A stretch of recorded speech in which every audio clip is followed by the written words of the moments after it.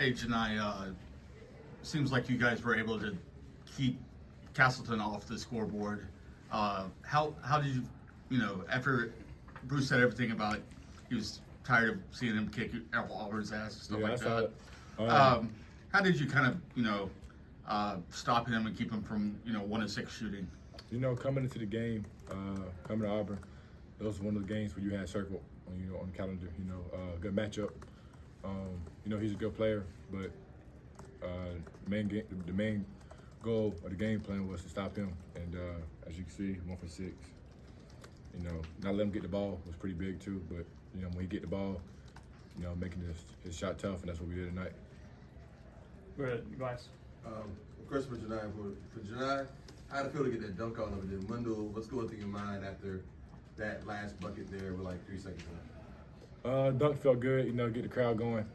He blocked my shot right before that, so it kind of felt even better, to get him back. But yeah, my layup, I seen number 14. I knew he had bounce, so I was just trying not to get it blocked. So kind of just tried to see what to do and went to my left hand, just finished it. How big was it for you to kind of get that shot right before halftime, and then you started the second half off pretty hot? What was it like, kind of get back in that groove, get back in the flow again there on offense? I think I was pretty much in the flow. With our game plan, we wanted to go inside, so it wasn't many shot opportunities for me to take, and I wasn't gonna force it. But once I got it, that was a big shot for me. And then coming out of the second half, they told me to just turn it up a little notch so we can get back going. And that's what I tried to do to start the second half off. Mark? How fitting was it for both guys that you guys won the game with a defensive play? That's our team. We gotta win defensively. Offense not always gonna be there. And championships teams, they have the best defense. So I think that's our biggest thing this year for the whole conference play. Yeah, just those last seconds, KD drove in, found Johni for the layup, and then of course the big steal by Chris Moore and layup by you. What was all that like for you guys? It was crazy. We had a turnover right before we were up 1. We had a good play, but just a turnover, unfortunate. And we just knew we had to just get a stop. That was the main thing. And Simo, he been playing great all year. Defensively, offensively, he got a steal. I seen him get it. And I just wanted to go as fast as I could and get a layup. And then once I got the layup, time expired. Okay, one more. Johni, I know you talked about this a little bit, but what was it like for you just preparing for Castleton, and what were your thoughts just going into this game and the matchup against him? Like I said earlier, going toe-to-toe with Castleton, it was fun matchup. It's one that I've been waiting on. There's a couple more people. But, I feel like I gave him my best shot, able to contain him, and was able to get a victory like that. Bruce says it all the time, rebounding wins games in this league. You guys were plus 12 on the boards. You had a huge night. The team had a big night. Just how key was that in this game to get as many boards as y'all did? Dang, I was second.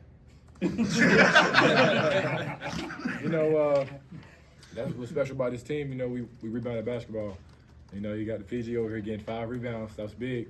But just being able to have 11 rebounds, leading the team, and kind of setting the tone, dominating the glass, and it gives people like Wynn, the green light to shoot the ball. If he shoots it, we're going to most likely get a rebound, whether it's me, Dylan, Chris Moore, Adam Flanagan, we're going to get a rebound. So it gives our guards more confidence to shoot the ball, because if it don't go in, we're going to get a rebound.